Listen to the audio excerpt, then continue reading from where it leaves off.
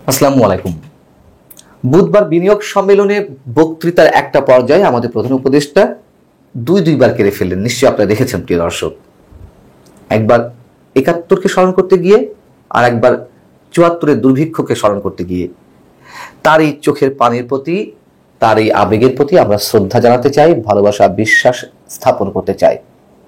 কিন্তু প্রশ্ন ওঠে বই কি, তার গত ৮ মাস সরকারের সময়ে সরকারের বিভিন্ন পর্যায় থেকে যখন আমরা দেখছি ৭১কে মুছে ফেলার, ৭১কে ধুলার সাথে মিশিয়ে দেওয়ার একটা প্রাণান্তকর চেষ্টা, ২৪-এর চেতনাকে ৭১-এর জায়গায় রিপ্লেস করার একটা ভয়ঙ্কর দুঃসাহসিক অপচেষ্টা, তখন কিভাবে ৭১ নিয়ে তার এই আবেগকে আমরা শ্রদ্ধা জানাবো, কিভাবে তার এই আবেগের প্রতি আমরা আস্থা রাখবো?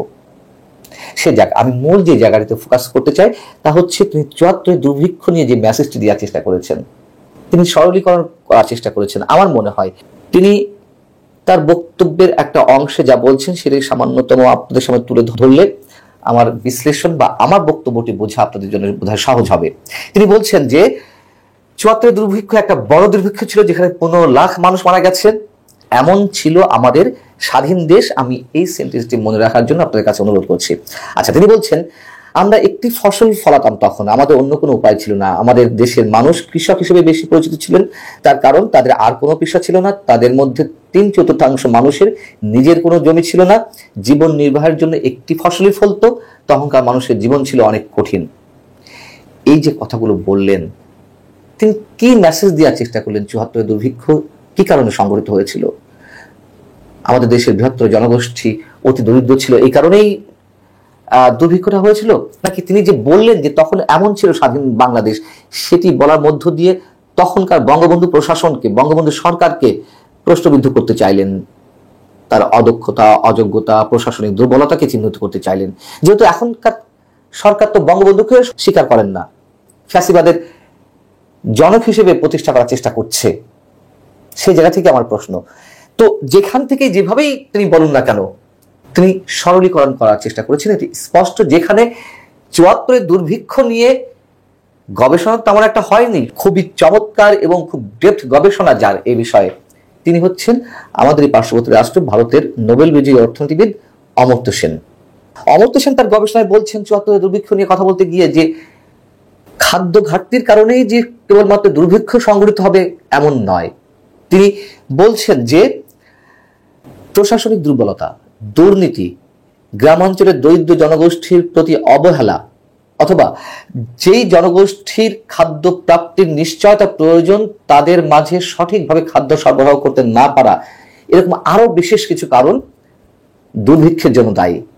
আমার কথা হচ্ছে যে ডক্টর মোহাম্মদ ইউনূস তিনি নিজেও একজন অর্থনীতিবিদ, বিশ্বের অন্যতম সেরা অর্থনীতিবিদ আমি তেমনটাই মনে করি। আর অমর্ত্য সেনও একজন অর্থনীতিবিদ। অমর্ত্য সেন যদি ৭৪-এর দুর্ভিক্ষ নিয়ে এমন কঠিন গভীর বিশ্লেষণ করতে পারেন, গবেষণা করতে পারেন, তাহলে আমাদের প্রধান উপদেষ্টা কেন পারেন না? কি কারণ ছিল ৭৪-এর দুর্ভিক্ষের? মূল কারণগুলো কি ছিল? সহজ কথা বলতে গেলে এটা তো অনেক ব্যাপক একটি বিষয়, ব্যাপক আলোচনার বিষয়। ছোট করে মোটা দাগে কিছু কথা বলতে গেলে বলতে হয় যে একটা যুদ্ধ বিধ্বস্ত দেশ, যার যোগাযোগ ব্যবস্থা থেকে শুরু করে সবকিছু ভেঙে পড়েছিল, সেটির পুনর্গঠন করতে গিয়ে বঙ্গবন্ধু ৩ বছর সময় চেয়েছিলেন এবং তিনি বিশেষ অর্থনৈতিক ব্যবস্থা, সম্প্রসারণমূলক অর্থনৈতিক ব্যবস্থা গ্রহণ করলেন সবকিছু ঢেলে সাজাতে। সেটি করতে গিয়ে অর্থের সরবরাহ বেড়ে গেল, অন্যদিকে খাদ্য পণ্যের অপ্রতুলতা, তাতে মূল্যস্ফীতির সৃষ্টি হলো। এর পাশাপাশি আর কি ছিল?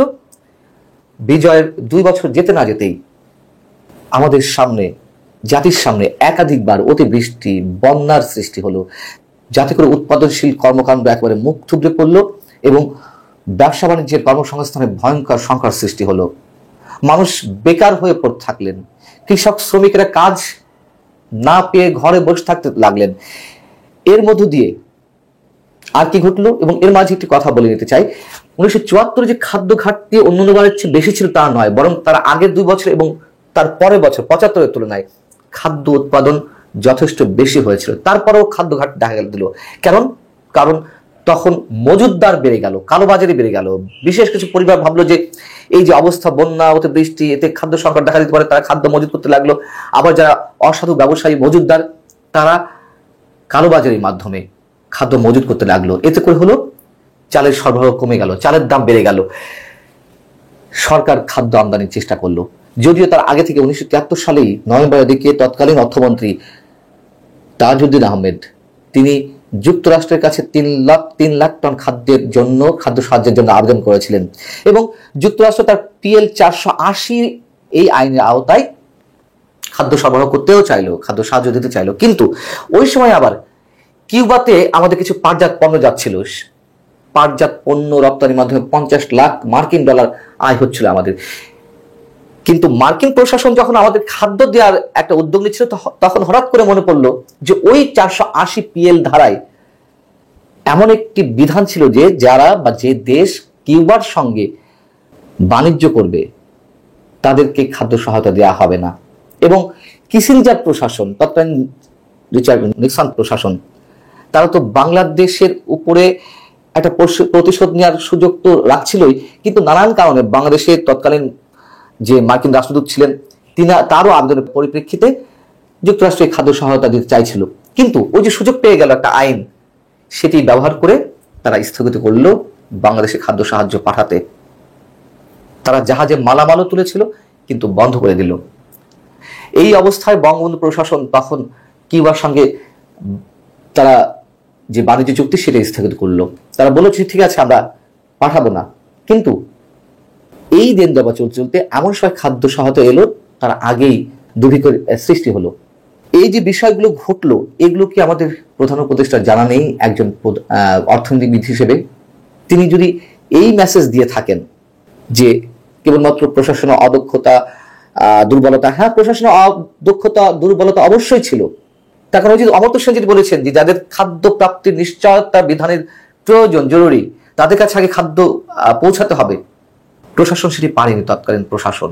তাছাড়া যোগাযোগ ব্যবস্থাও যে খুব বেশি ভালোভাবে পুনর্গঠন করতে পেরেছিল ওই সময়, তাও না।